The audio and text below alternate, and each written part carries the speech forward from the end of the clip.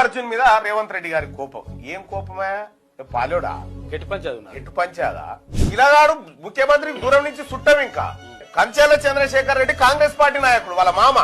ఒక మహిళ చనిపోతే మహిళ పట్ల చనిపోయిన రోజు నిన్న ట్వీట్ చేసినటువంటి కిషన్ రెడ్డి గారు గాని, కేటీఆర్ గాని, లేకపోతే ఇంకెవరన్నా గాని ఒక్క మహిళ చనిపోవడం బాధాకరం అని ఒక ట్వీట్ చేసినారా మీరు? నిన్న చెప్తా ఉన్నారు. ఎట్లా మహిళ చనిపోవడం బాధాకరమే గాని అయినప్పటికీ ఆయన అరెస్ట్ చేస్తారా? ఎక్కడి కథ? వాళ్ళ ఇంట్లో ఆడబిడ్డ చచ్చిపోతే వాళ్ళకి తెలిసేది. చట్టం ముందు అందరు సమానమని చెప్తా ఉంది.